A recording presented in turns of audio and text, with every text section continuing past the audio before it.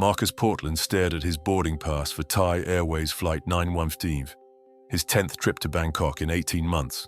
His hands trembled slightly as he checked his carry-on for the 10th time, making sure the small velvet box was still safely tucked in the interior pocket. Inside was a diamond ring he had saved 6 months to afford, a symbol of forever with the woman he had crossed oceans to be with. What Marcus didn't know as he settled into seat 23A for that final journey was that Siriporn Thaksin, the gentle-voiced woman he called the love of his life, was at that exact moment saying goodbye to another man at the same airport, promising him the same forever, collecting the same type of financial support, spinning the same elaborate web of lies. Marcus Portland was about to discover that he wasn't special, wasn't chosen, wasn't the only one. He was victim number one in a sophisticated international romance scam that had ensnared 6 men across 4 continents, draining over $340,000 in total, destroying credit ratings, decimating retirement accounts, and shattering the fundamental human ability to trust. The woman he loved didn't exist. The life they had planned together was fiction, and the 10 trips he had made, each one bringing him deeper into debt and further from reality, had been nothing more than carefully scheduled appointments in a criminal enterprise that treated human hearts as renewable resources to be mined, exploited, and discarded. Marcus Portland was 43 years old when he first downloaded the international dating app that would change his life. A civil engineer from Portland, Oregon, he had spent the previous 2 decades building a solid, if unremarkable, existence. He owned a modest 3-bedroom house in the suburbs, drove a 7-year-old Honda Accord, and had a retirement account that his financial advisor described as adequate for someone his age. His life was stable, predictable, and deeply lonely. Marcus had been married once, in his late 20s, to his college girlfriend Rebecca. The marriage lasted 6 years before ending in a quiet, amicable divorce that left no children, no drama, and no particular bitterness. Just a mutual acknowledgement that they had grown into different people who wanted different things. Rebecca remarried within 2 years. Marcus dated sporadically, a few relationships that lasted months rather than years. Women he met through work, or friends who seemed nice enough, but never sparked that feeling he remembered from his early days with Rebecca. By his 42nd birthday, Marcus had been single for nearly 3 years. His weekends consisted of hiking alone in the Columbia River Gorge, watching Netflix, and having dinner with his younger brother Nathan and Nathan's wife Sarah every other Sunday. His co-workers at the engineering firm would occasionally try to set him up with sisters or friends, but nothing ever clicked. Marcus wasn't desperate, but he was tired of being alone. His house felt too big for one person. Cooking dinner for himself seemed pointless. He found himself talking to his dog, a golden retriever named Cooper, more than to actual humans. It was Nathan who first suggested international dating. They were having beers at a sports bar in November, watching the Trailblazers lose to the Lakers, when Nathan brought it up. "You ever think about expanding your search radius?" Nathan asked. "What do you mean?" Marcus replied, confused. "Like dating apps, but international.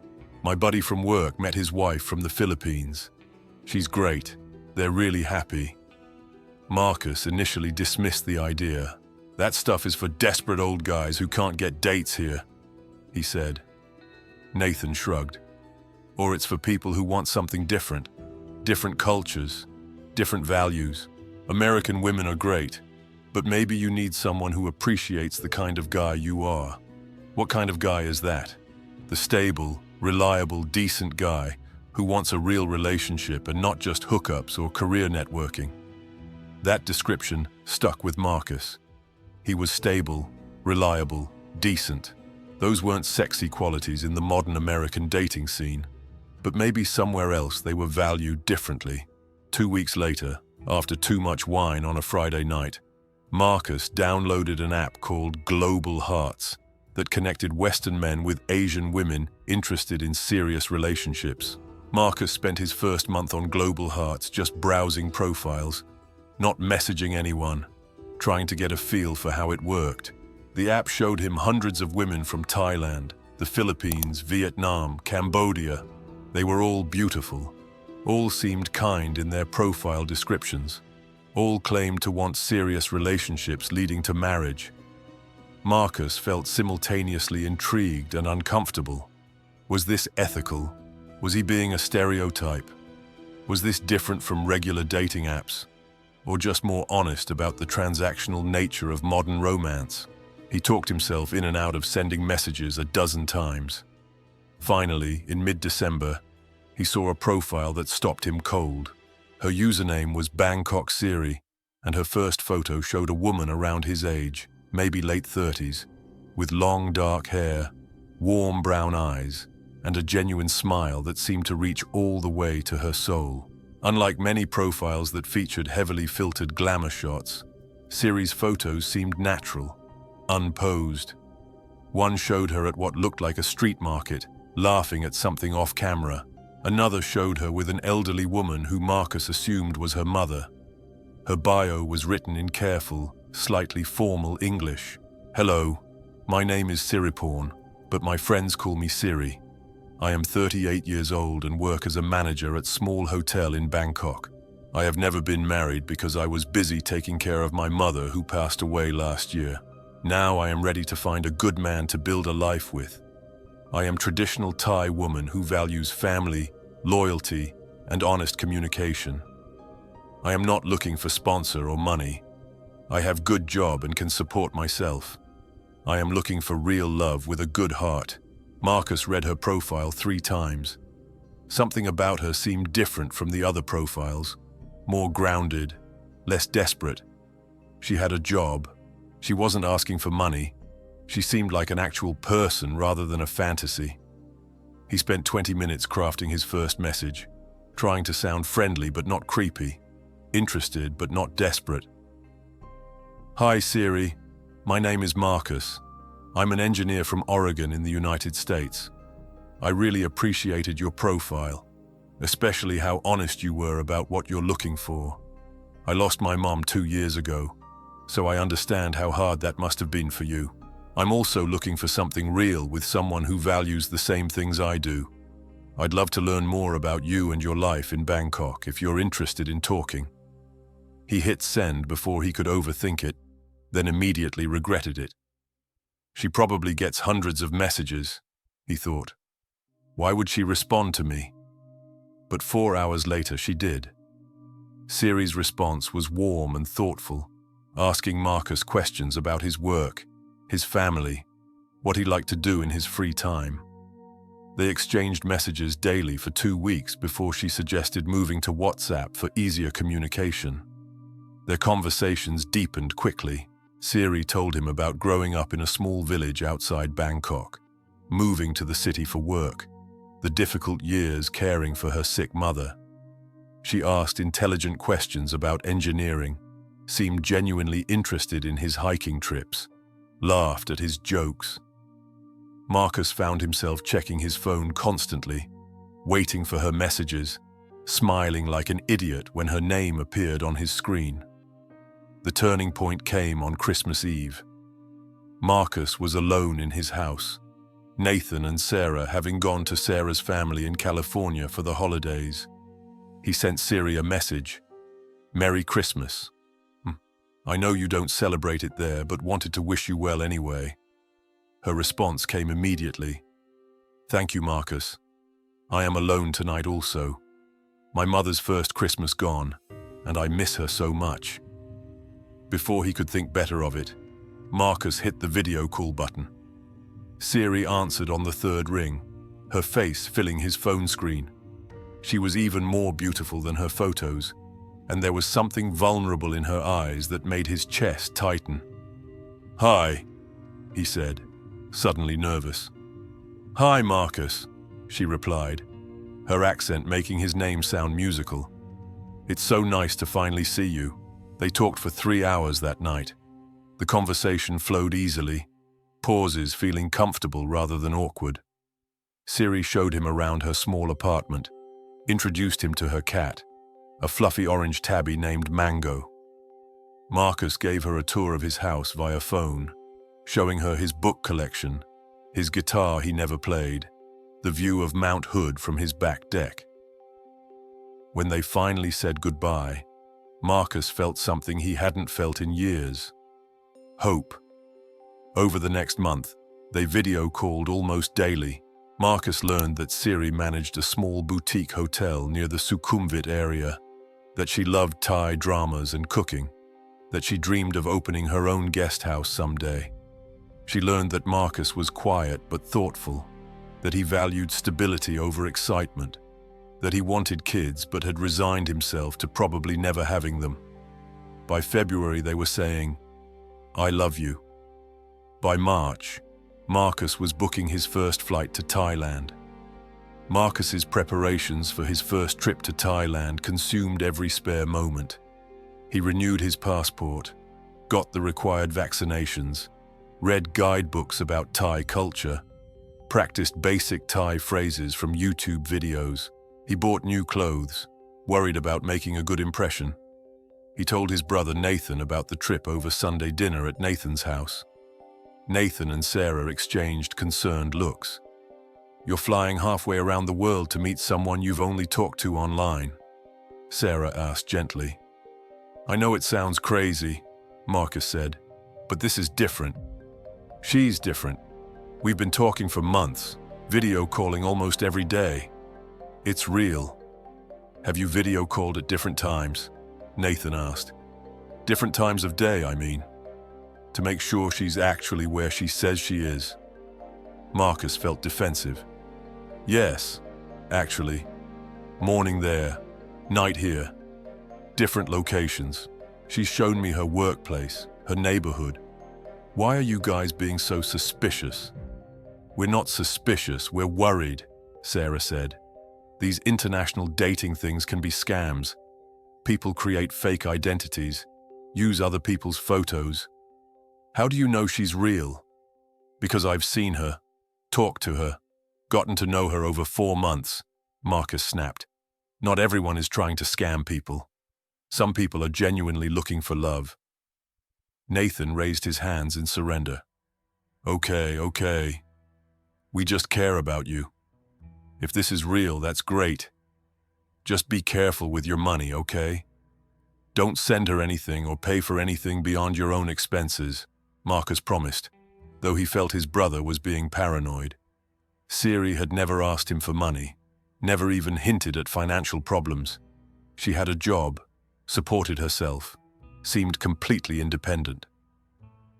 The week before his trip, Marcus could barely concentrate at work.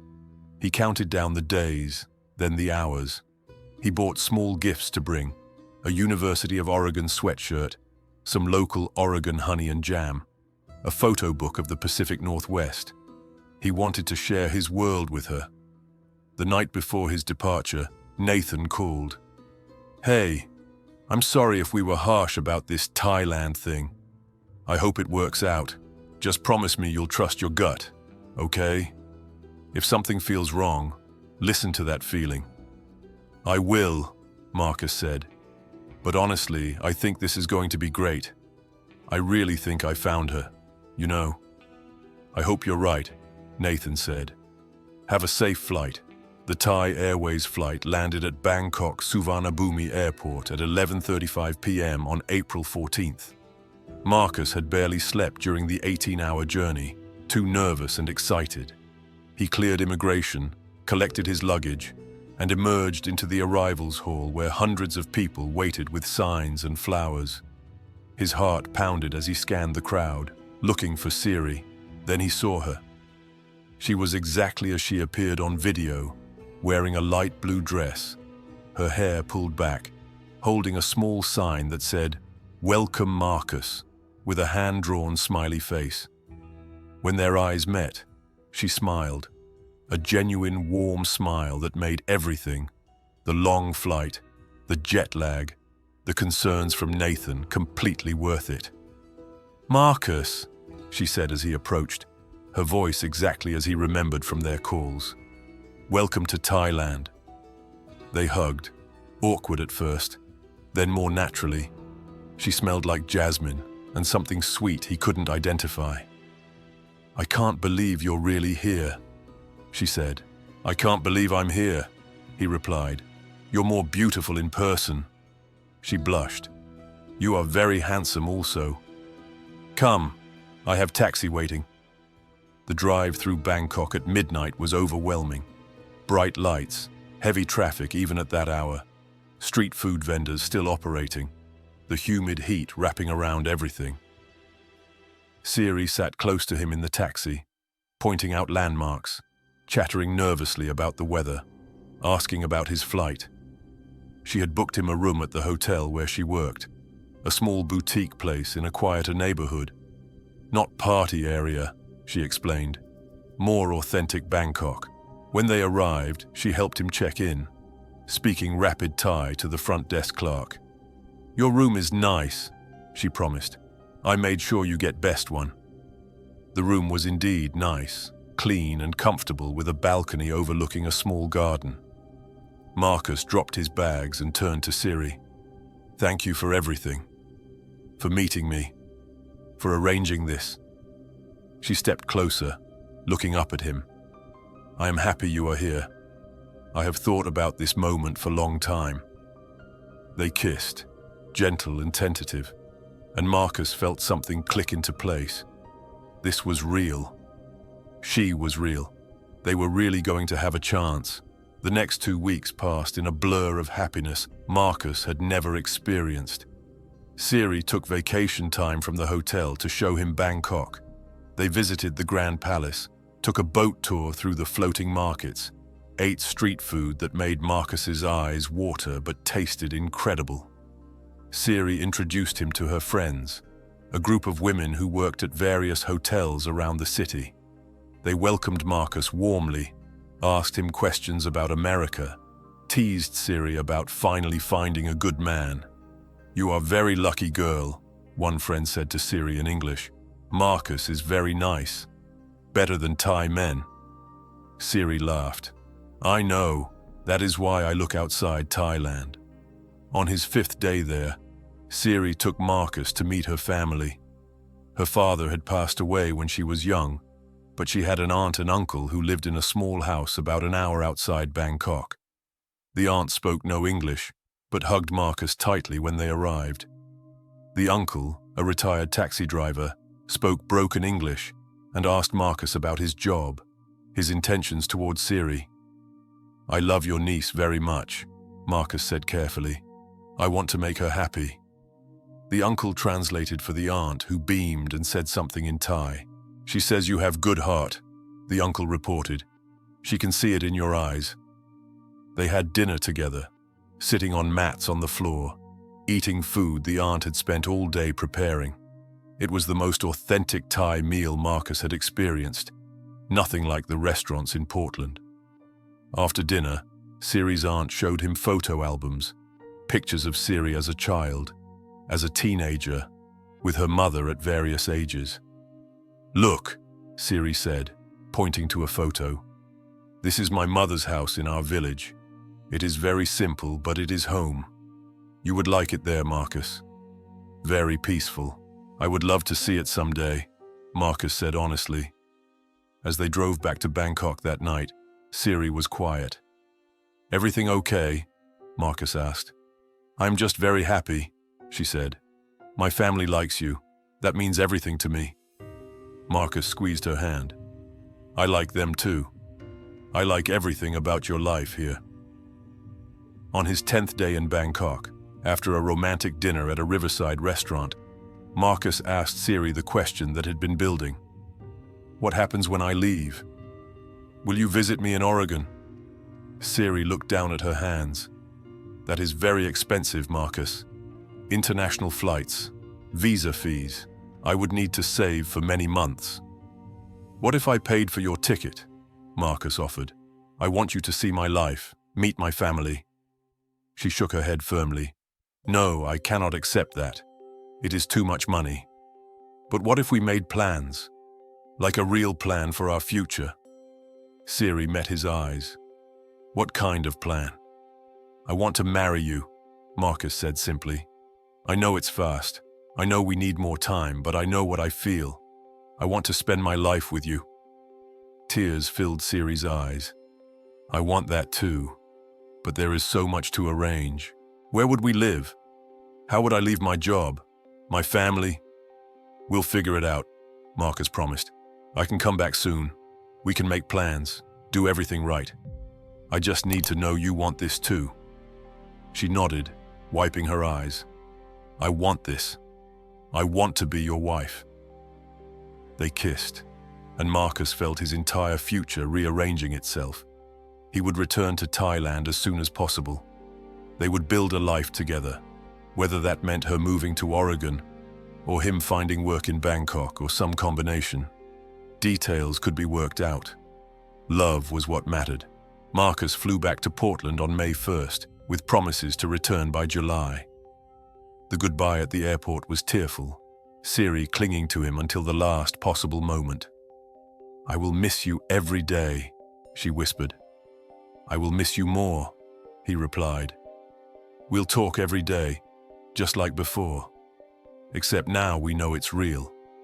Back in Oregon, Marcus threw himself into planning their future. He researched visa requirements for bringing a Thai spouse to the United States. K-1 Fiancés visa would take 6 to 8 months to process. Marriage in Thailand first would be faster but complicated. He called immigration lawyers, read forums, made spreadsheets of timelines and costs. The process was expensive, around $5,000 just for application fees and paperwork, but Marcus didn't care. He started a savings plan, cutting unnecessary expenses. Nathan noticed immediately. You seem different, Nathan said during their Sunday dinner. Happy different. It went well then. It was incredible, Marcus said. She's incredible. Her family loved me. I loved them. We're getting married. Nathan's fork stopped halfway to his mouth. Married? You've known her 4 months. 5 months by the time I go back, Marcus corrected. And when you know, you know. Remember you and Sarah got engaged after 6 months. That was different, Sarah interjected. We lived in the same city, spent time together in normal situations. You've had 1 vacation together. That doesn't mean it's not real, Marcus said, feeling his defenses rise again. We video call every day. I know her better than I knew Rebecca after a year of dating. Nathan and Sarah exchanged another one of those looks that made Marcus want to leave. Look, we're happy you're happy, Nathan said. We just want you to be smart about this. Have you sent her money yet? No, Marcus said firmly. And I won't. She has her own job, her own money. She's not asking for anything. Good. Keep it that way, Nathan advised. These situations can turn very quickly. Marcus bit back an angry response. His brother meant well but didn't understand. What Marcus and Siri had was real, built on genuine connection and shared values. The distance was hard but manageable. His second trip to Thailand was already booked for early July, just 2 months away. But 2 weeks after returning from Thailand, Siri sent a message that changed things. Marcus, I have some difficult news. The hotel where I work is having financial problems because of low season. My manager says they have to reduce staff hours. My salary will be cut by almost half. I don't know how I will pay rent and send money to my aunt who helped raise me when my mother was sick. Marcus's first instinct was to offer help, but he heard Nathan's warning in his head. How much do you need? He typed. Siri's response came quickly. No, Marcus, I cannot ask you for money. That is not why I tell you this. I will find a way. Maybe second job. But I wanted you to know why I might not be able to talk as much. I will be working more hours. I can help, Marcus typed. It's not charity, it's us building a future together. If you need help now, I want to provide it. You will be my wife. Her response took longer this time. Marcus, you are so kind. But it is not your responsibility. The amount I need is too much anyway. About $800 per month until high season starts in November. That would help with rent and money for my aunt. $800 a month was significant but manageable if Marcus cut back on his own expenses. It was less than he spent on his car payment and insurance combined. If he sold the Accord and bought something cheaper, he could easily cover it. "Siri, I want to do this," he typed. "You took care of your mother. Now let me take care of you. Just until we get married and you're here with me. Then you won't have these worries." "Are you sure?" she wrote. "I feel bad asking this." "You're not asking, I'm offering," he replied. "I'll set up a transfer tomorrow. Tell me your bank details." That night, Marcus set up a monthly automatic transfer of $800 to Siri's Bangkok bank account. It felt good, being able to help. She sent him a video message that night, tears in her eyes, thanking him over and over. "You are saving my life, Marcus. I promise when I am your wife I will make you so happy. You will never regret helping me." "I already don't regret it," he replied. "We're a team now." Marcus's second trip to Thailand in July was even better than the first. Siri seemed more relaxed now that her financial stress was resolved, and they spent 2 weeks exploring northern Thailand together. They visited Chiang Mai, stayed in a small guest house, took a cooking class, rode elephants at an ethical sanctuary. Marcus proposed officially at sunset on a mountain temple, getting down on one knee with the ring he'd bought. Siri cried and said yes, and tourists around them applauded. They began making concrete plans. Siri would apply for the K-1 visa as soon as Marcus returned to the States and filed the initial petition. If everything went smoothly, she could be in Oregon by March. They talked about the wedding they would have, small ceremony followed by a bigger celebration in Thailand so her family could attend. Marcus would need to make several more trips during the visa process, both to maintain the relationship evidence required for the application, and because he simply couldn't stand being away from her for too long. The monthly $800 transfers continued. In September, Siri mentioned that her aunt was having health problems and needed to see a specialist in Bangkok. The cost would be about $1,200 for tests and initial treatment. Marcus sent it immediately. In October, Siri's apartment had a plumbing disaster that required expensive repairs. Another $900. In November, Siri said the hotel owners were impressed by her management during the low season and wanted her to invest in a partnership opportunity, becoming part owner for $3,500. It would mean better income long-term and make the visa application stronger by showing she had business ties and assets. Marcus took out a personal loan to cover it. Each time, Siri protested that it was too much, that she felt guilty, that she would pay him back. Each time, Marcus insisted it was fine. It was their money now. They were building a life together. By his third trip in November, Marcus had sent Siri over $8,000 in various payments and transfers. His credit card debt was growing, but he justified it as temporary. Once Siri was in the United States, she could work, contribute, and they would pay everything down together. During that third trip, Marcus met more of Siri's extended family, cousins, more aunts and uncles, people who lived in the same village where she grew up. They welcomed him warmly, though none spoke English. Siri translated, and they asked the usual questions about America, about his intentions, about when he would take their Siri away from them. "We will come back to visit often," Marcus promised through Siri. This will always be her home too. One afternoon, while Siri was at work, Marcus decided to surprise her by bringing lunch to the hotel. He had never actually visited her workplace, though she had shown it to him via video call several times. He hired a taxi and gave the driver the address Siri had written down for him. The hotel was smaller than he'd imagined from the videos, a 3-story building that had seen better days. Marcus walked into the small lobby with a bag of food from Siri's favorite restaurant. A young woman at the front desk looked up, smiled. "Hello, can I help you?" Do you speak English? Marcus asked. Yes, little bit, she replied. Is Siriporn here? Siri? The manager. The girl looked confused. Siri? We don't have Siri working here. Marcus felt a cold sensation in his stomach. Siriporn Thaksin. She manages this hotel. She's told me about it many times. The girl shook her head. Sorry, I work here 2 years. No Siri manager. Only manager is Kun Somchai. He is man. Maybe different hotel. Same name. Marcus pulled out his phone, showed her a picture of Siri. Do you know this woman? Does she work here? The girl studied the photo. No, sorry. Never see her. Maybe she worked before I start. Can I speak to the manager? Marcus asked, his voice strained. The girl made a phone call, spoke rapid Thai, then nodded. Kun Somchai will come.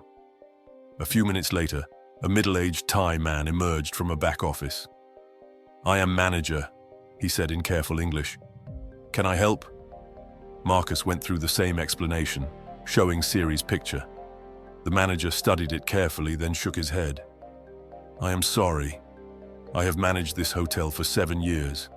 This woman has never worked here. Perhaps she confused the name of the hotel. There are many hotels in Bangkok.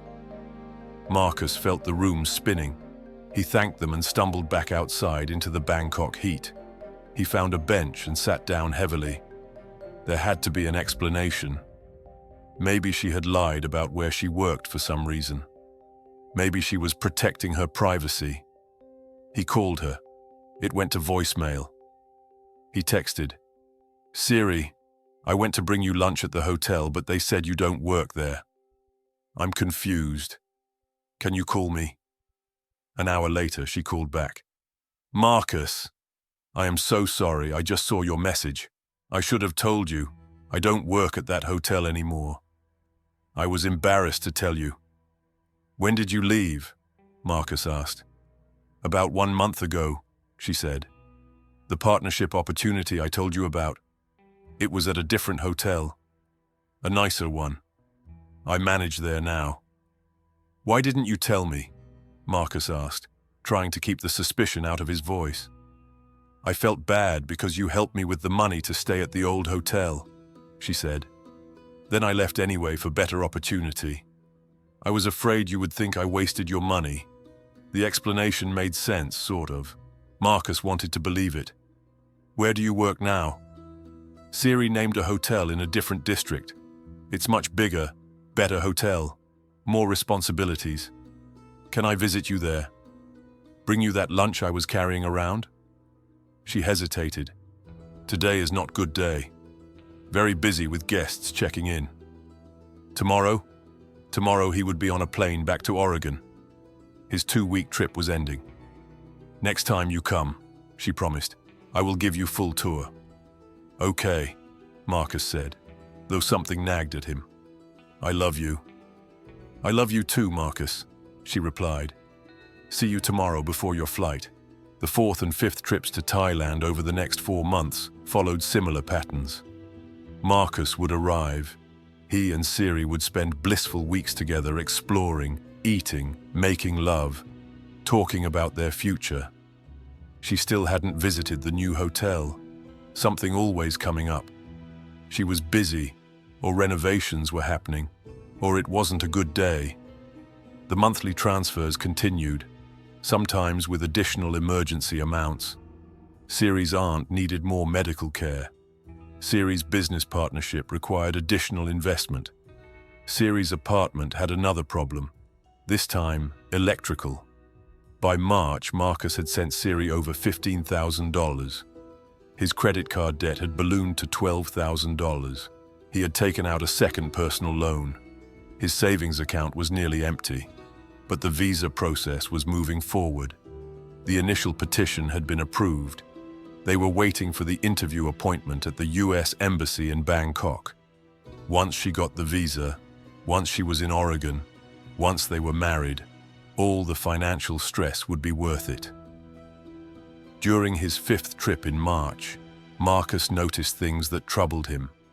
Siri was often unavailable when he tried to reach her by phone or video call. Her explanations were always reasonable. She was with a guest. She was in a meeting. Her phone battery died, but the frequency bothered him. One evening, while they were having dinner at a restaurant, Marcus saw Siri's phone light up with a message notification. Before she could grab it, he glimpsed the preview. "Miss you, baby. Can't wait to see you next week." Heart emoji. Siri snatched the phone, her face flushing. "Who was that?" Marcus asked carefully. "My cousin," Siri said quickly. "She lives in Phuket. She comes to Bangkok next week." "Your cousin calls you baby?"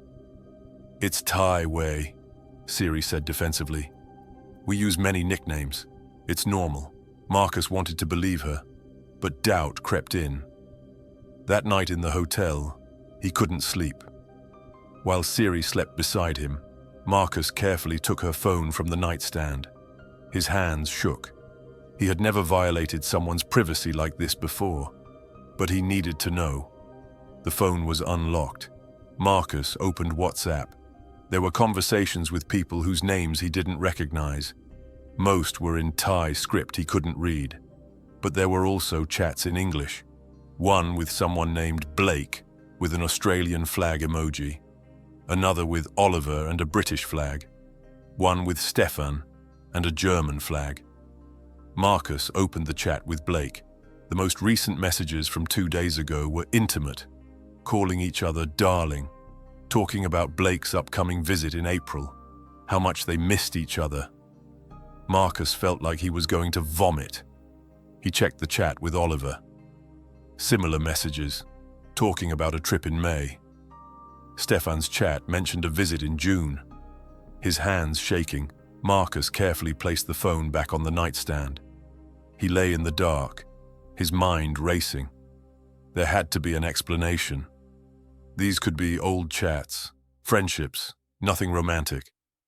But the dates were current. The language was intimate.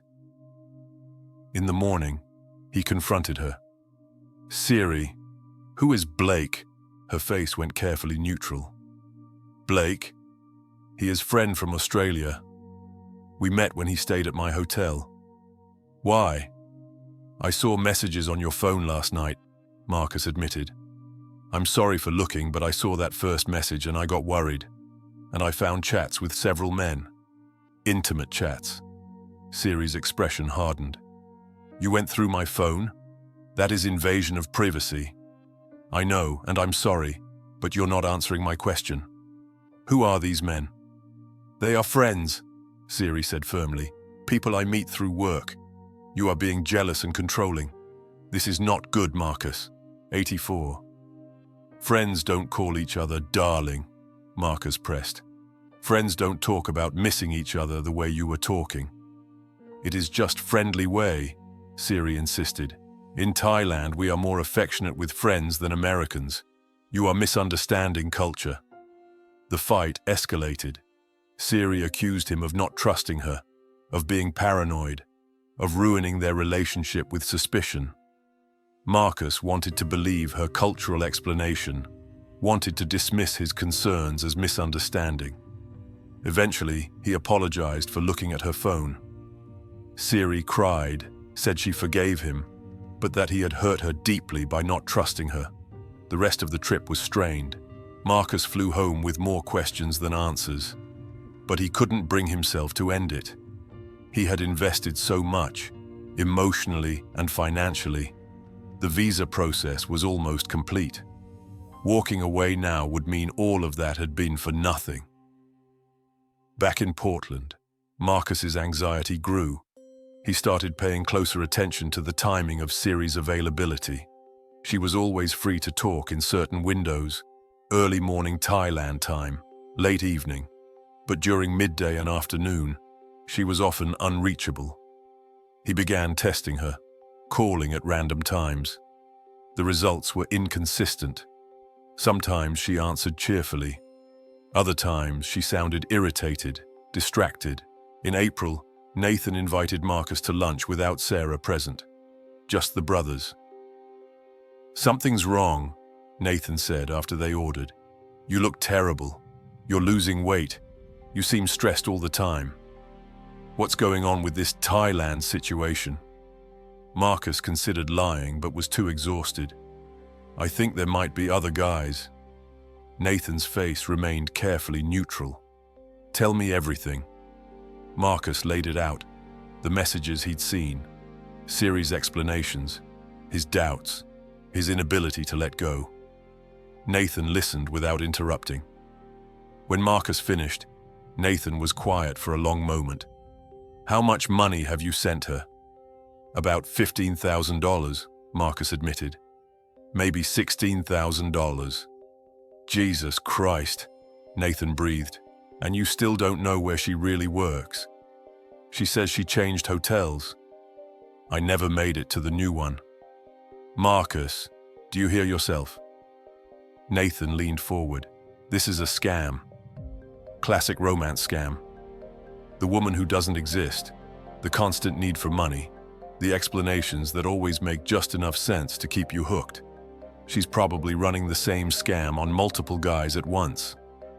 I've seen her, Marcus protested weakly. Talked to her, met her family. That doesn't mean any of it is real, Nathan said gently. People hire fake family members for this stuff. The hotel could have been rented for a day. Everything you've experienced could have been staged. No, Marcus shook his head. You don't understand. What we have is real. I know her. Do you? Nathan asked. Do you really? Because it sounds like you don't know where she works. You've seen her communicating intimately with other men, and she's taken thousands of dollars from you. Marcus felt anger rising. Why can't you just be happy for me?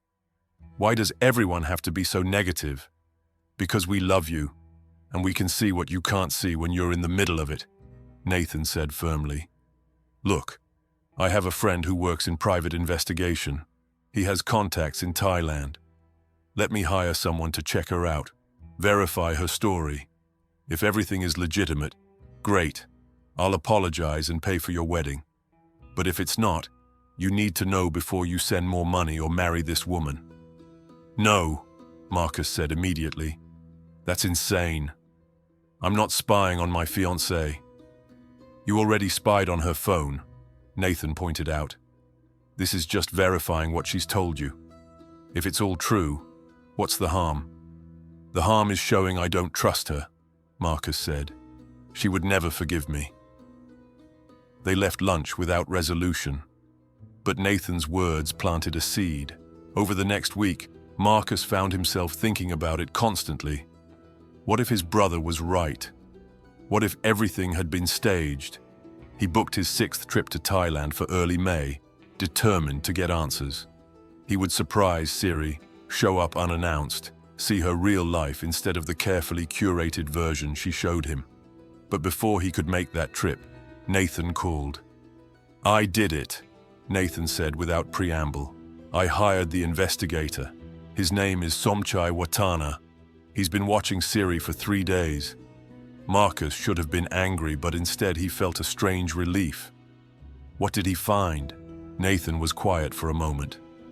You need to sit down. Marcus sat. Tell me. She's running the same scam on at least 5 other guys that we know of, Nathan said. Different men from different countries. Each one visits at different times. Each one sends her money. Each one thinks he's the only one. Marcus felt the room tilt. How do you know? Pictures, Nathan said quietly. Video footage, documentation. Somchai has been watching her apartment. In the last 3 days, 3 different Western men have visited, each at different times. None of them overlap. She schedules them carefully. And Marcus, none of these guys seem to know about each other. They all think they're in exclusive relationships with her. How much? Marcus asked numbly. How much has she stolen from all of us? We don't know exact amounts yet, Nathan said. But Somchai estimates based on the standard patterns of these scams, probably $30,000 to $40,000 per victim. If there are 6 of you, That's up to $250,000. Marcus barely made it to the bathroom before vomiting. When he emerged, pale and shaking, Nathan was standing in the hallway. "I'm sorry," Nathan said. "I really am. But you needed to know." Marcus nodded numbly. His phone buzzed. A message from Siri. "Good morning, my love. I miss you. Only 3 weeks until you come see me again. Counting every day." Something broke inside Marcus. He looked at Nathan. "I need to see the evidence. Everything. I need to know exactly what she's been doing." Nathan nodded. "Somchai can meet with us tomorrow. He has it all documented." That night, Marcus didn't sleep. He thought about every moment with Siri, every conversation, every promise. He tried to identify the lies but couldn't separate them from the truth. If their entire relationship had been fiction, who was the woman he had fallen in love with? Did she exist at all? Somchai Watana was a former Bangkok police officer who now ran a private investigation agency specializing in romance scam cases. His office was in a nondescript building in a Bangkok commercial district, and he met with Marcus and Nathan via video call since they were still in Oregon. "Mr. Portland," Somchai said in excellent English, "I am sorry to be meeting you under these circumstances. I have investigated many cases like yours, but each one is still sad for me to see." "Thank you for looking into this," Marcus said, his voice flat. "Can you walk me through what you found?" Somchai shared his screen, showing a detailed report with photos, videos, and timeline documentation. "I have been surveilling Miss Siriporn Thaksin for 1 week now," he began. "I can confirm she uses this name with all the men, though her real legal name is different. In the past 7 days, she has met with 4 different Western men at different locations." He showed photos. The first was Marcus himself, though from his previous trip. The photo was taken outside a restaurant, showing Marcus and Siri laughing together. The second photo showed Siri with a different man, heavyset with thinning brown hair, dressed in business casual clothes. "This is Blake Richardson, Australian citizen, age 48, works in mining industry," Somchai narrated. "He visited Bangkok 2 weeks ago for 4 days. Based on surveillance, he believes he is engaged to Miss Siriporn. He has been visiting her every 6 to 8 weeks for approximately 18 months. The third photo showed Siri with an older, distinguished-looking man with grey hair. Oliver Hartley, British citizen, age 61. Retired teacher, Somchai continued. He visited 3 weeks ago. He also believes he is engaged to Miss Siriporn and is in process of bringing her to UK on spouse visa. The fourth photo showed a tall, thin man with blonde hair. Stefan Werner, German citizen, age 45, software engineer. He visited 5 weeks ago. Same pattern, engagement, visa process, regular visits. Marcus stared at the photos, his mind unable to fully process what he was seeing. These men all think they're marrying her. All of them, Somchai confirmed. And there are 2 more that I have not yet photographed but confirmed through other sources. Raymond Hughes, Canadian, and Daniel Cooper, American from Florida. All 6 of you are on different visit schedules. She is very organized, very careful. She never lets your visits overlap. How does she keep track of everyone? Marcus asked numbly. Somchai pulled up photos of documents. She has detailed spreadsheets. I was able to obtain photos of her planning documents through a source who works in her building. Each of you has a file with visit dates, amounts sent, personal information, even notes about your personalities and what convinces you to send money. Marcus felt bile rising again. Can I see my file? Somchai hesitated. Mr. Portland, I don't think that is wise. I want to see it, Marcus insisted. Somchai pulled up a photo of a document. Marcus's name was at the top. Below it, detailed entries. March trip successful. Subject very trusting. Good for long-term extraction.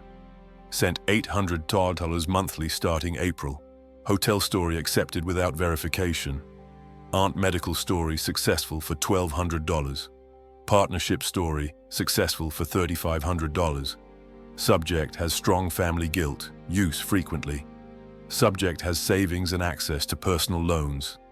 Estimated remaining extraction potential, $10,000 to $15,000 before visa interview, possibly more after arrival in US.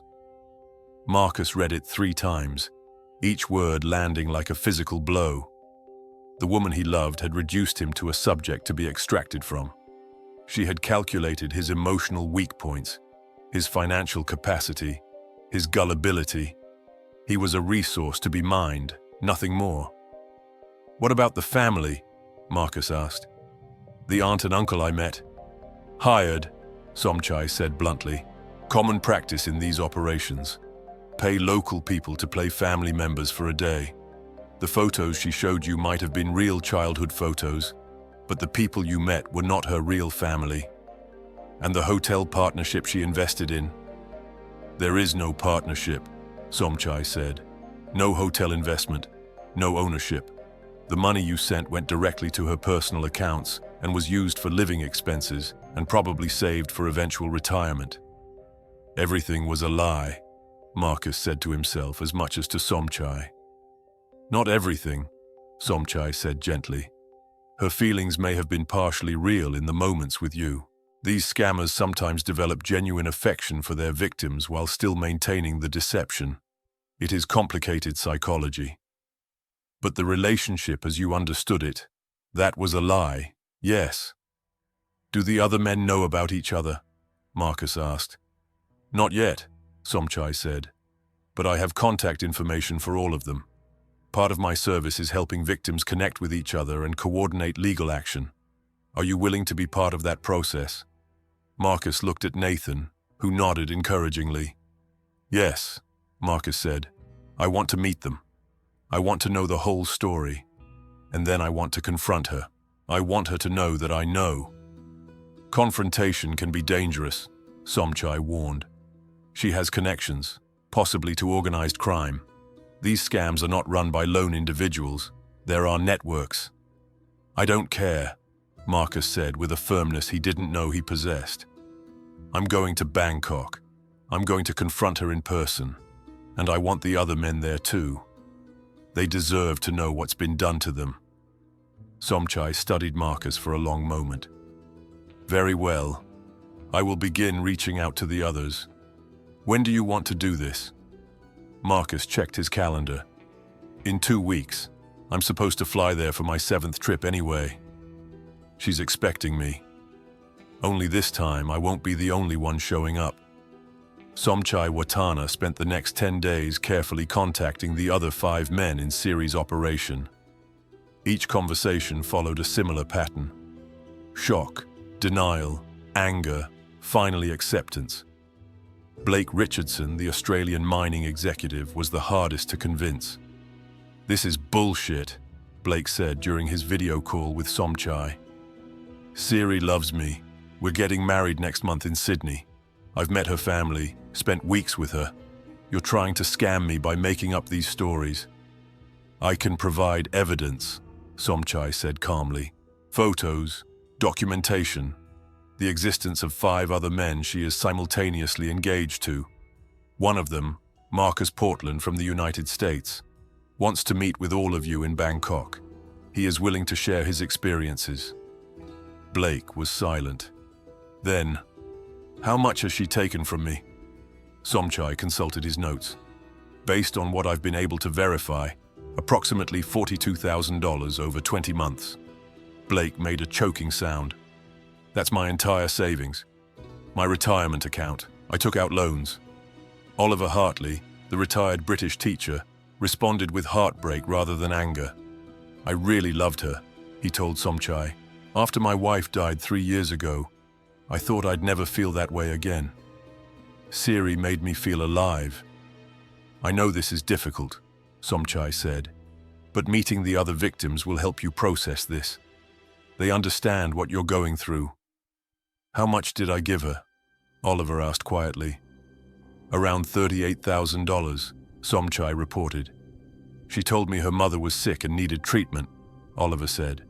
She told me her apartment building was being sold and she needed money for a new deposit.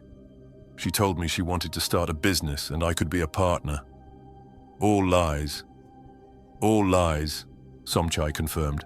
Stefan Werner, the German software engineer, was the most analytical. He wanted to see all the evidence, cross-reference dates, understand the mechanics of the operation. When Somchai showed him the overlapping visit schedules, Stefan created a spreadsheet of his own. She is very efficient, Stefan said with a kind of horrified admiration. Never a wasted moment.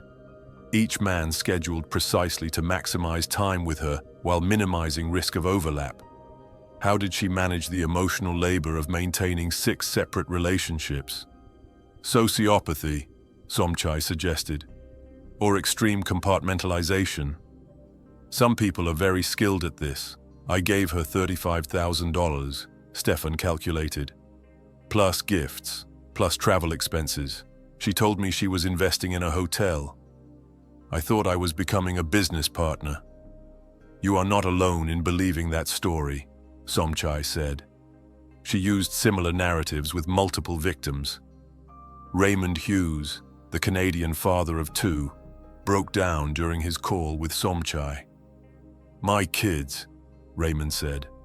My daughters asked me why I was always sending money to Thailand. I told them I was helping a friend. They thought I was being scammed and I defended her. I told them they didn't understand. How much? Somchai asked gently. $29,000, Raymond said. Not as much as some of the others, but it's money I needed for my daughter's college funds. She told me her brother was in a motorcycle accident and needed surgery. She sent me fake medical bills. I couldn't verify them because I don't read Thai. Somchai explained the plan to bring all 6 men together for a confrontation. It will not be easy, Somchai warned. Seeing each other will make the betrayal more real, but it will also help you understand that you did nothing wrong. This is a sophisticated criminal operation. You were targeted, studied, and exploited by professionals. Daniel Cooper, the American widower from Florida, was the last to be contacted. At 67, he was the oldest victim and had lost his wife to cancer 2 years before meeting Siri. She gave me a reason to keep living, Daniel said, his voice thick with emotion. After Martha died, I didn't think I'd ever be happy again. Siri made me believe in love again. How much? Somchai asked, though he already knew. $51,000, Daniel said. The most of any victim. The insurance money from Martha's death. I was going to use it to help my grandchildren. But Siri said if I invested in her business, we'd have enough for everyone. She said we'd live in Thailand half the year, Florida the other half. We had plans. He broke down completely. Somchai waited patiently. Mr. Cooper, he said finally, your wife's insurance money was meant to provide for you and your family. Miss Siriporn stole that from you through calculated deception, but you can still reclaim some of what was taken. By helping prosecute her, you protect future victims. Daniel agreed to come to Bangkok. All 6 men would converge on May 15th for what Somchai was calling the confrontation meeting. Marcus would be there too, making his promised 7th trip to Thailand. But this time, Siri wouldn't know what was waiting for her. Marcus Portland landed in Bangkok on May 14th, a day earlier than Siri expected. He didn't tell her he was coming early, claiming flight issues when she asked about his arrival time. He checked into a different hotel, not the boutique place where they usually stayed. Somchai picked him up from the airport personally, a courtesy he extended to someone who had become more than a client. You look terrible, Somchai said bluntly as Marcus got into his car. Have you been sleeping? Not really, Marcus admitted. Every time I close my eyes, I see her. I keep trying to figure out what was real and what was lies. Perhaps nothing was real, Somchai suggested.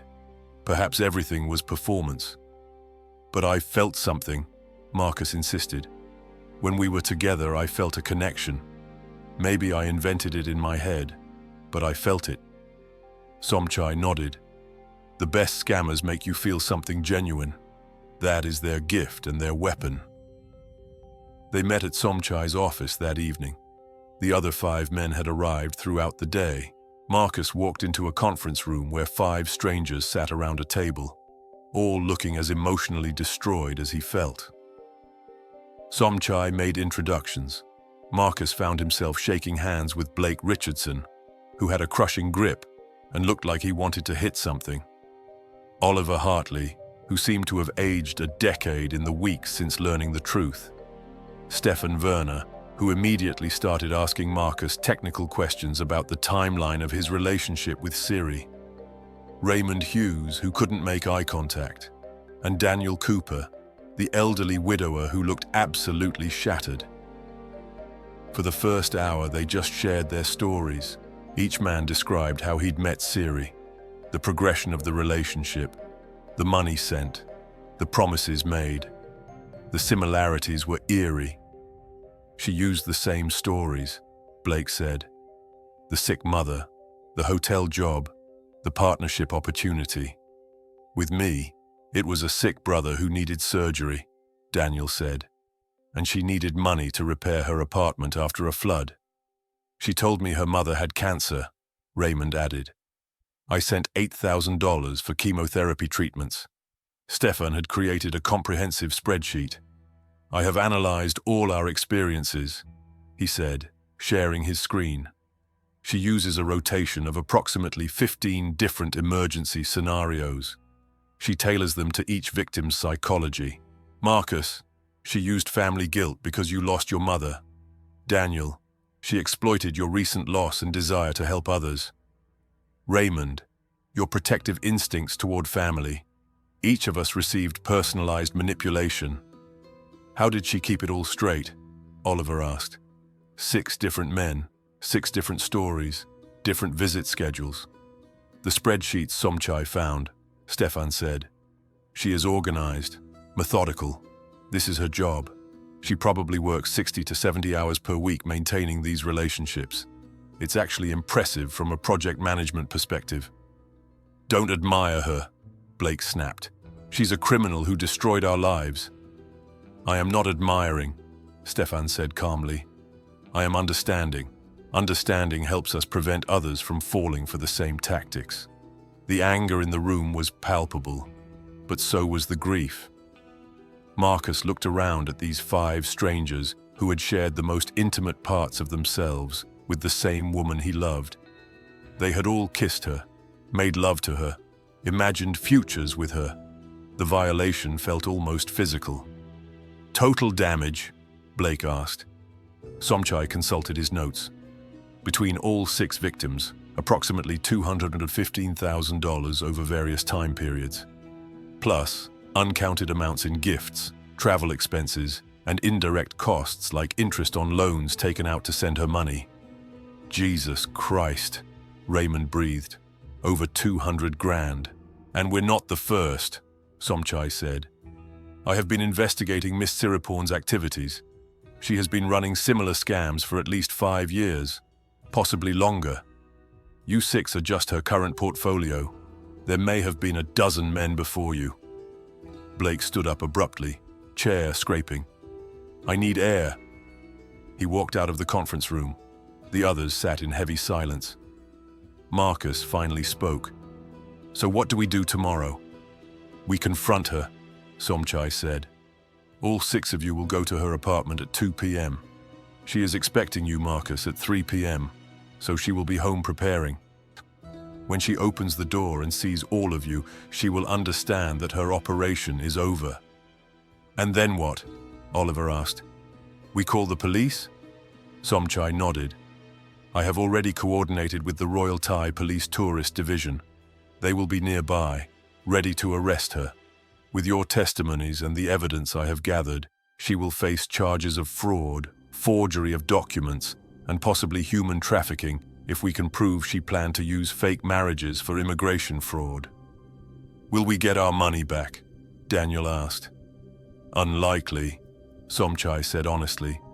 She has probably already moved most of it to accounts we cannot trace, but prosecution will prevent her from victimizing others. And you can pursue civil judgments, though collection will be difficult. Marcus looked at the 5 men around the table. They were all different ages, nationalities, backgrounds, but they shared something now. They were survivors of the same crime, brothers in a club nobody wanted to join. "Tomorrow," Marcus said, "tomorrow we end this." Blake returned to the room, looking more composed. "I'm in," he said. "Whatever happens tomorrow, I'm in." One by one, the others agreed. The 6 men would face Siriporn Thaxin together, and she would finally have to answer for what she'd done. May 15th dawned hot and humid in Bangkok. Marcus barely slept, waking every hour to check the time. By 6 a.m., he gave up and went for a walk around the neighborhood where he was staying. His phone buzzed with a message from Siri. "Good morning, my love. So excited to see you today. I have missed you so much. I can't wait to hold you again. Only 9 more hours." Marcus stared at the message, feeling nothing. How did she do it? How did she send the same loving messages to 6 different men and feel nothing? Or did she feel something? Was there any part of her that was genuine? The 6 men met at Somchai's office at noon. They rode to Siri's apartment in 2 vehicles, Somchai driving one, his assistant the other. During the drive, nobody spoke much. Stefan continued working on his spreadsheet, adding last-minute details. Raymond stared out the window. Blake cracked his knuckles repeatedly. Oliver closed his eyes, either praying or trying to calm himself. Daniel sat very still, looking older than his 67 years. Marcus watched the familiar Bangkok streets pass by.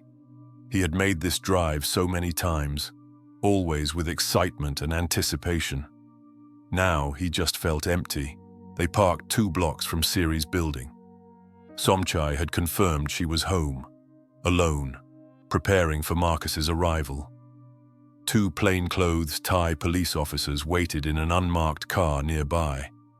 When Somchai gave them the signal after the confrontation began, they would move in. "Are we ready?"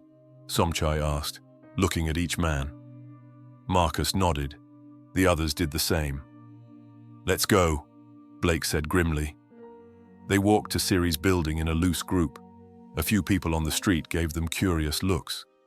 6 foreign men, clearly on a mission, probably assumed to be tourists on some kind of excursion. If they only knew. At Siri's building, they took the elevator to the 4th floor. Her apartment was at the end of the hall, number 412. Marcus had been there dozens of times. He knew the sound the door made when it opened, the smell of jasmine incense she always burned, the layout of rooms where they had made love and talked about their future. Somchai checked his watch. 2:03 p.m. She is expecting Marcus at 3, so she should be home getting ready. "Who wants to knock?" "I'll do it," Marcus said. "This started with me. It should end with me too." He walked to the door. The other 5 men arrayed behind him like some kind of grim wedding party. Marcus raised his hand and knocked. 3 sharp raps. Footsteps approached from inside. The lock clicked. The door opened. Siri stood there in a casual sundress, her hair damp from a shower. Her face lit up when she saw Marcus, a genuine smile of joy and love. "Marcus, you are early. I am not ready yet." Then her eyes traveled past him to the 5 men standing in the hallway. Her smile froze. The color drained from her face. She recognized them. All of them. Her hand went to her mouth. "Oh," she whispered. "Oh no." "Hi, Siri," Blake said, his voice deadly calm. "Surprise." Siri tried to close the door. Stefan stepped forward, blocking it with his foot. "I don't think so. We came a long way for this conversation." Siri looked at Marcus, her eyes desperate. "Marcus, I can explain. There is a good reason for everything. Is there? Marcus asked. His voice sounded strange to his own ears, too calm, too detached. Is there a good reason why you're engaged to 6 men at the same time? Why you've stolen over $200,000 from us? Why everything you told me was a lie? It's not like that, Siri said, tears forming in her eyes. You don't understand my situation. Then help us understand, Oliver said quietly. We're all here. We're listening. Siri looked around at the 6 men, calculating. Marcus could see her mind working, trying to figure out how to salvage this, how to manipulate her way out. But there was no way out. They knew everything. Come inside, she said finally, stepping back. Let me explain properly. The 6 men entered her apartment. Marcus noticed things he'd overlooked before. How impersonal it was, despite her living there for years according to her story. No family photos except the ones she had showed him on her phone. Minimal decoration. It looked like a hotel room, not a home. That's because it was basically a hotel room, a stage set for her performances. They sat in her small living room, the 6 men taking up all available seating. Siri remained standing, backed against the wall. Somchai waited in the hallway, giving them privacy for this moment but ready to intervene if needed. So, Blake said, explain. Siri looked at each man in turn, her beautiful face a mask of distress. I never meant for this to happen, she began. When I started talking to you, Marcus, it was real. I really felt something. But I had debts, family problems. I needed help. And when you offered, I accepted because I had no choice. Then you started talking to me, Blake interrupted. While you were with Marcus, while you were promising him marriage. Siri faltered. I got confused. You made me feel things too. And me? Stefan asked. And me? Raymond added. And me? Oliver said. And me? Daniel finished. Siri's tears were flowing freely now. I know I did wrong. I know I hurt you all. But you have to understand, in Thailand, women have so few options. I was desperate. I had no money, no family support. This was my only way to survive. By lying? Marcus asked. By making 6 men fall in love with you while you picked our pockets? It wasn't like that, Siri insisted. I cared for all of you. Each of you was special to me in different ways. That's bullshit, Blake said flatly. You can't love 6 people at the same time. You can't be engaged to 6 people simultaneously. You ran a scam, a business. We were customers, not boyfriends. Siri collapsed onto the floor, sobbing. I'm sorry. I'm so sorry.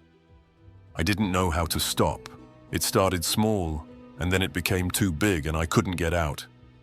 Marcus stood up, walked over to where she sat. He crouched down to her level. Look at me, he said. Siri raised her tear-stained face. Was any of it real? Marcus asked. Did you feel anything for me at all? Or was I just a mark from the beginning? Her eyes met his. For just a moment, Marcus saw something there. Guilt, regret, maybe even genuine affection. But then it was gone, replaced by the practiced mask. Of course it was real, she said. What we had was real, even if I made mistakes. But Marcus knew the truth. He had seen the spreadsheet with his name on it, the calculations of how much more he could be extracted for. He stood up, stepped back. You're going to jail, he said simply. All 6 of us are pressing charges. You're done. Siri's face hardened. The tears stopped instantly, like turning off a faucet. You can't prove anything. All the money was gifts. You gave it freely. I never forced any of you. We have evidence, Stefan said. Somchai has documented everything. Your spreadsheets planning our visits, your files calculating our net worth, messages you sent to accomplices discussing the scam. You kept records of your crime. That's not, Siri started. Her face went pale. "You went through my computer." "We had a warrant," Somchai said, stepping into the doorway. "Or rather, the Thai police did, based on the evidence I provided them. Miss Siriporn Thaksin, you are under arrest for fraud, forgery and conspiracy to commit immigration fraud." Siri stood up, composed now, no more tears. She looked at each man one final time. "I did what I had to do to survive," she said coldly. "You all wanted a beautiful Thai woman to love you. You all wanted to be heroes, rescuers. I gave you what you wanted and you paid for it. That's not love, that's transaction." "We wanted real relationships," Daniel said quietly. "Real love, real partnerships." "You wanted a fantasy," Siri corrected. "A pretty Asian woman who would be grateful and submissive and devoted. None of you looked too hard at the reality because you didn't want to see it. You wanted the dream. I'm Thai, not stupid. I know what foreign men want from us." She walked to the door where Somchai waited with handcuffs. As she passed Marcus, she stopped. "For what it's worth," she said softly, just for him to hear, "you were my favorite. You were kind. If I could have loved any of you, it would have been you." Then she was gone, led away by Thai police officers who had entered the apartment. The 6 men sat in silence. Outside, they could hear Siri speaking rapid Thai, her voice raised in protest. "I feel like I should feel something," Raymond said finally. "Anger, satisfaction, something. But I just feel empty." "Me too," Oliver agreed. "We won," Blake said. "But it doesn't feel like winning. Because we lost something too," Marcus said. "We lost the ability to trust. We lost the belief that what we felt was real. That's what she stole that we can never get back." Stefan closed his laptop. "Statistical analysis cannot account for emotional damage," he said. "But I calculate it will take each of us approximately 2 to 3 years to fully process this betrayal and regain normal relationship functionality. Maybe longer for some of us." "Probably longer," Daniel said quietly. Somchai returned to the apartment. "She is in custody. You will need to give full statements to the police. The trial will take months, possibly a year. Are you all willing to testify?" The 6 men looked at each other. Then, one by one, they nodded. "I want other men to know what to look out for," Oliver said. "I want my story to prevent someone else from going through this." "Me too," the others agreed. "Then let's go to the police station," Somchai said. "Let's make sure she never does this to anyone else." Over the next 6 months, the 6 men stayed in contact. They formed a group chat, sharing updates about the legal process, but also supporting each other through the emotional aftermath. Blake returned to Australia and threw himself into work, avoiding dating entirely. "I can't trust my own judgment anymore," he wrote in the group chat. "If I fell for someone that completely fake, how do I ever know what's real?" Oliver returned to England and started volunteering at a senior centre, teaching English to immigrants. He wrote in the chat that helping others helped him feel less like a victim. "At least I can do some good. I can make sure other elderly people don't fall for scams like I did." Stefan approached the situation analytically, as expected. He created a website documenting romance scam tactics, using his own experience as a case study. He removed identifying details but kept the patterns clear. The site got thousands of visits in the first month. Raymond struggled the most with family relationships. His daughters were sympathetic but confused about why their father had sent so much money to a stranger. "We tried to warn you," his oldest daughter said. "Why didn't you listen?" "Because I was lonely," Raymond admitted in a painful family therapy session. "Because after your mother left, I felt like nobody would ever love me again. And this woman made me feel special. I'm sorry I didn't trust your judgment." Daniel used his experience to advocate for better protections for widows and widowers who often became targets for romance scams. He spoke at senior centers, wrote articles for retirement magazines, appeared on local Florida news. If sharing my foolishness helps one person avoid the same mistake, then maybe Martha's insurance money wasn't entirely wasted, he wrote to the group. Marcus returned to Portland and started therapy. His therapist specialized in complex trauma, and she helped him understand that he was not stupid or weak for falling for Siri's lies. "You were targeted by a professional," she explained. "This woman studied you, learned your vulnerabilities, and exploited them with precision. That's not a reflection of your character, it's a reflection of hers." "But I should have seen it," Marcus insisted. "There were signs." "There are always signs in retrospect," his therapist said. "But when you're in love, your brain chemistry literally changes. You produce oxytocin, dopamine, serotonin. Your critical thinking is impaired. That's not a weakness. That's being human." Nathan and Sarah were supportive, never saying "I told you so," though they certainly could have. Sarah helped Marcus set up a payment plan for his debts. Nathan went with him to a financial counselor. It took Marcus 3 years to pay off the credit cards and loans.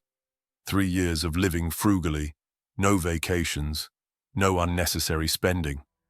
But he did it. The psychological recovery took longer. Marcus didn't date for 2 years after the Siri incident. He was terrified of being deceived again, of misreading signals, of trusting someone who didn't deserve it. When he finally did start dating again, it was with extreme caution. He insisted on meeting women's friends and families early. He verified employment and living situations. He moved very slowly, probably too slowly for some women who lost patience with his paranoia.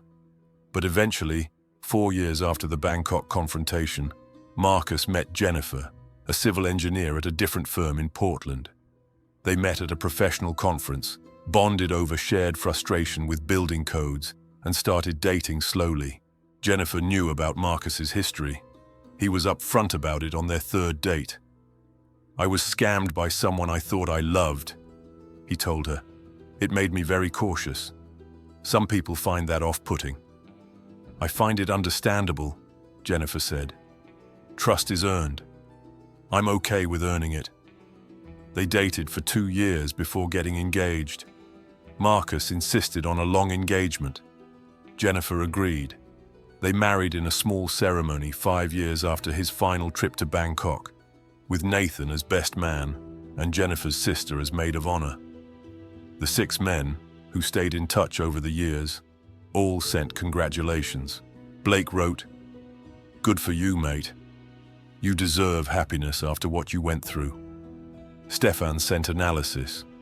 "Statistically, your second marriage has better chances of success due to increased emotional awareness and communication skills developed through therapy." Oliver sent a heartfelt note. "This gives me hope that perhaps I'll find love again too. After what we experienced, it's easy to give up. But you didn't. Thank you for showing us it's possible." Raymond wrote, "My daughters finally trust me again with relationships. They love that I'm taking things slow and letting them meet anyone I date seriously. Your example helped me understand that's the right approach." Daniel, now 72, wrote, "I won't marry again at my age, but I've found friendship and community, which is its own kind of love. We all found our way through this, just different paths." Marcus kept their messages. These 5 men, strangers who had shared the most painful experience of his life, had become something like family. Brothers in survival. The trial of Siriporn Thaksin began 18 months after her arrest. By that time, investigators had uncovered an even larger operation than initially suspected. Siri wasn't working alone. She was part of a network of scammers, mostly women, but some men, who targeted lonely foreigners through dating apps and social media. The operation was run by a man named Narong Patana, who had been coordinating multiple scammers and taking a percentage of their earnings. The trial revealed the full scope. Siri had been running her operation for 8 years, not 5 as initially estimated. Before the 6 current victims, there had been at least 12 others. Total estimated damages exceeded $600,000. Some men had never reported the scam due to shame. Others had filed police reports that went nowhere due to jurisdictional issues. The 6 men all testified in Bangkok criminal court. It was difficult, humiliating even, to stand in front of lawyers and judges and describe how completely they had been deceived. Defense attorneys tried to paint them as willing participants who knew they were essentially paying for companionship. Didn't you know that sending large amounts of money to someone you barely knew was risky? The defense attorney asked Blake. I thought I was helping my fiancée, Blake replied. I thought we were building a life together. But you never actually verified her story about the hotel job, the family situation, any of it. I trusted her, Blake said. That was my mistake. It was not a mistake to trust, the prosecutor interjected. It was a crime for her to violate that trust through systematic deception. Each man's testimony was similar. They had trusted, they had loved, they had been betrayed. The defense tried to argue that Siri was herself a victim of poverty and limited opportunities in Thailand. When Siri took the stand, she testified that she had grown up poor, had been trafficked herself as a teenager, had turned to scamming foreign men as a way to escape poverty. Some of my story was true, she testified. I did care for my mother. I was poor. I had limited options. But I made choices. I chose to deceive these men because it was easier than working a regular job. I chose to lie because the money was good. I'm not proud of it. But I did it to survive. The prosecutor was merciless. You earned over $600,000 in 8 years. That's $75,000 per year, more than many Thai professionals earn honestly. This wasn't survival. This was greed. Siri looked down. Maybe you're right. Maybe it became about more than survival. Maybe I liked the money, the control, the power of making these men do what I wanted. The courtroom was silent. In the gallery, Marcus sat with the other 5 victims. Hearing Siri admit what she had done, hearing her confess to enjoying the manipulation, was both validating and devastating. Expert witnesses testified about romance scam psychology. Dr. Kamala Sukon, a psychiatrist who had studied romance scammers, explained that many perpetrators developed a kind of psychological compartmentalization. They can genuinely feel affection for their victims while simultaneously exploiting them, Dr. Sukon testified. It's not that different from how some people compartmentalize cheating or other forms of betrayal. They create separate mental boxes where contradictory truths can exist simultaneously. So she might have actually felt something for these men, the prosecutor asked. Possibly, Dr. Sukon agreed. Or she became very skilled at mimicking genuine emotion. Sociopaths and narcissists can be extremely convincing when performing emotions they don't actually feel. The trial lasted 3 weeks. In the end, the verdict was guilty on multiple counts of fraud, forgery, and conspiracy. Siriporn Thaksin was sentenced to 12 years in Thai prison. Narong Patana, the operation coordinator, received 15 years. Several other members of the network received sentences ranging from 3 to 8 years. The judge, an older Thai woman who had shown little emotion throughout the trial, gave a statement at sentencing. You have brought shame to Thailand, the judge told Siri. You have reinforced negative stereotypes about Thai women seeking foreign husbands. You have caused tremendous pain to your victims and their families. You have stolen not just money, but trust, hope, and the ability to love freely. Your actions were calculated, systematic, and cruel. This court sentences you to 12 years imprisonment with no possibility of early release. As Siri was led away, she looked at the 6 men in the gallery. Her face was expressionless now, all the charm and warmth gone. She looked like a stranger, which in many ways she had always been. Outside the courthouse, the 6 men stood together in the Bangkok heat. Media had covered the trial extensively. The story of 6 men from different countries, all scammed by the same woman, had captured international attention. Reporters shouted questions. How do you feel about the verdict? Do you think justice was served? Will you ever trust again?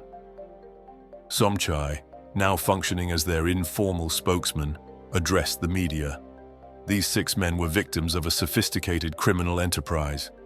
Today's verdict sends a message that romance scams will be taken seriously. We hope this encourages other victims to come forward and helps prevent future scams. As they left the courthouse, Blake turned to the group. Drinks? I think we've earned drinks. The 6 men went to a rooftop bar overlooking Bangkok. They ordered beers and sat in silence for a while, watching the city lights come on as evening fell. To closure, Oliver finally said, raising his glass. To closure, the others echoed.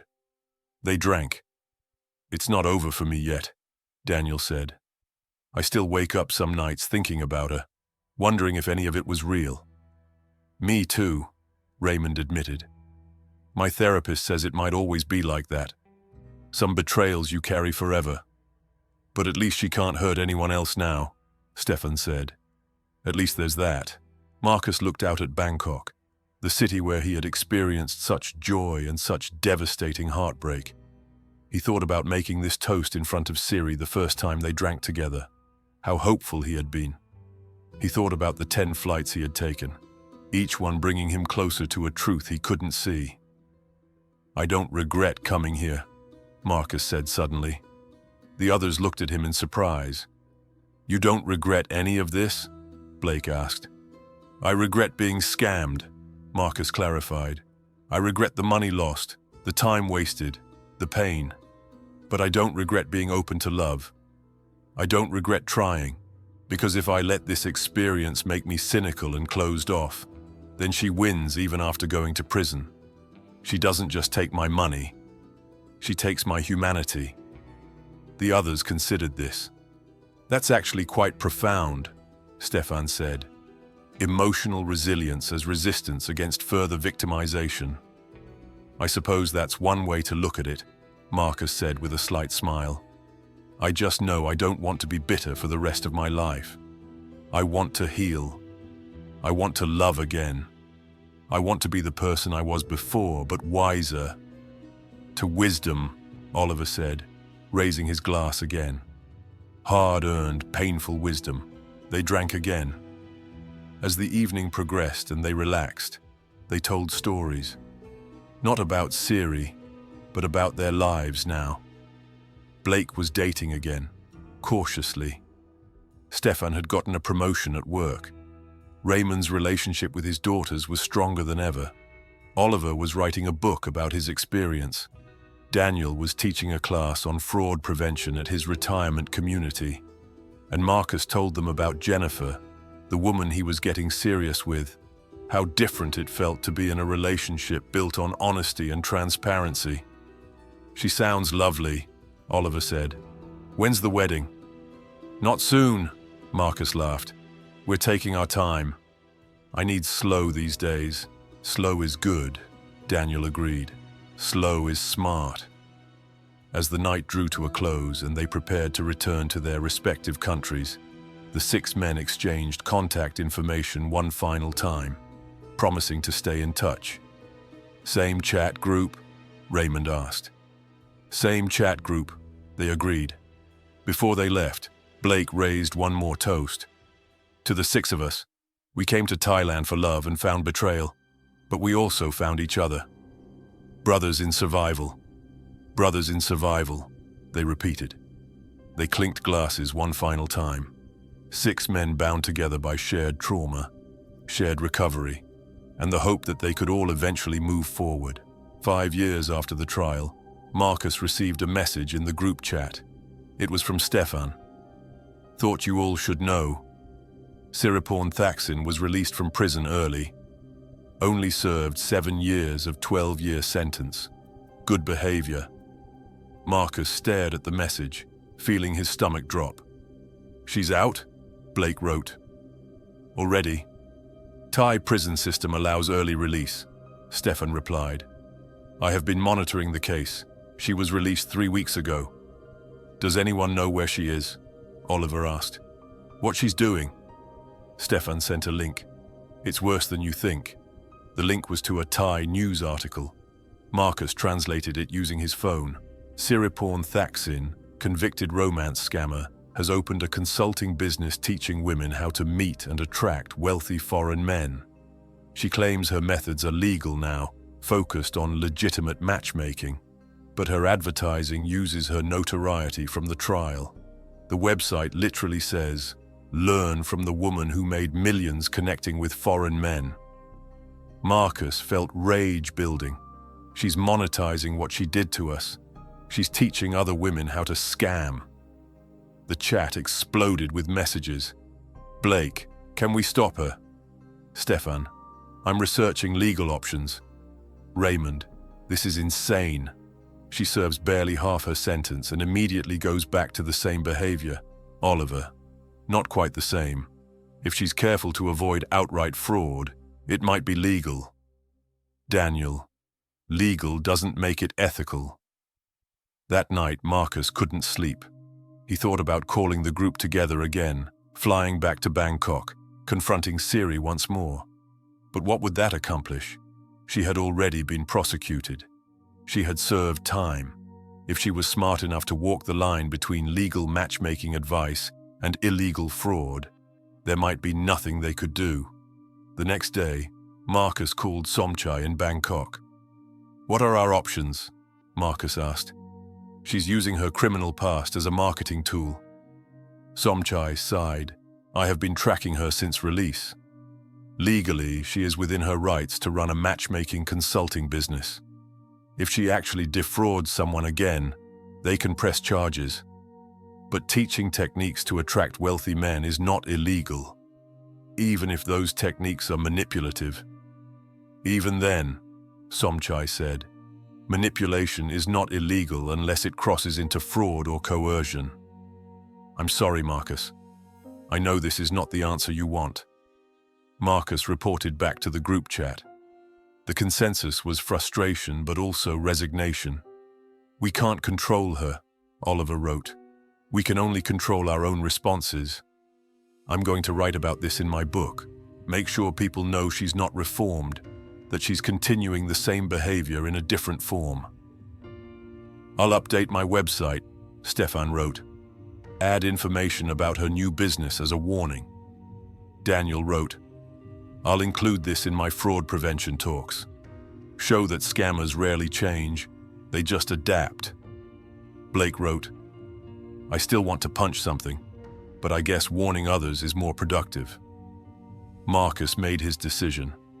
"I'm going to talk to Jennifer about going public with my story, using my real name, my face. I've been hiding behind anonymity, but maybe if other men see someone like them, someone normal who fell for a scam, it will help them recognize warning signs earlier." The others supported him. "That's brave, mate," Blake wrote. "I'm not ready for that yet, but I admire you doing it." Over the next 6 months, Marcus did several interviews with major news organizations. He appeared on a podcast about romance scams. He wrote an essay for a men's magazine about his experience. Each time, he was honest about his foolishness, his desperation, his willingness to overlook warning signs. The response was overwhelming. Marcus received hundreds of messages from men who had experienced similar scams, or who had almost fallen for one, but recognized the pattern in time because of stories like his. One message particularly stuck with him. It was from a man named Christopher in Texas who had been chatting with a Thai woman for 3 months, had started sending money, was planning his first trip. "I read your story," Christopher wrote. "I recognize so many similarities. The sick family member, the business opportunity, the way she made me feel special. I confronted her about it and she admitted she was running the same kind of operation you experienced. You saved me from losing my retirement savings. Thank you for being brave enough to share your story. Marcus shared Christopher's message in the group chat. This is why we talk about it, he wrote. Every person we save from going through what we did makes it worthwhile. The other men agreed. They had all, in their own ways, turned their victimization into advocacy. Blake did workshops for Australian businessmen about recognizing fraud. Stefan's website had become a leading resource on romance scam tactics. Raymond worked with Canadian Immigration Services to identify potential fake relationships. Oliver's book, 6 Men, 1 Lie. How an international romance scam destroyed and rebuilt lives became a bestseller in the UK. Daniel's fraud prevention class at his retirement community expanded to multiple locations, and Marcus continued sharing his story, no longer ashamed of how completely he had been fooled, instead proud of how he had rebuilt his life afterward. Jennifer supported him completely. She understood that his past, as painful as it was, had made him the careful, thoughtful, honest partner he was now. When they married, Marcus invited the other 5 men to the wedding. They all came, traveling from Australia, England, Germany, Canada, and Florida. At the reception, the 6 men stood together for a photo. It was a strange picture if you didn't know the context. 6 men of different ages, nationalities, and backgrounds, arms around each other, smiling genuinely. Brothers, as Blake had called them. Brothers in survival. The photographer asked, "How do you all know each other?" Marcus and the others exchanged glances. "It's a long story," Marcus said, "but the short version is we helped each other through the worst experience of our lives. And now we're here celebrating one of our best moments. That's what brothers do," the photographer said, clicking the shutter. On Marcus's first anniversary with Jennifer, he received a message from an unknown number.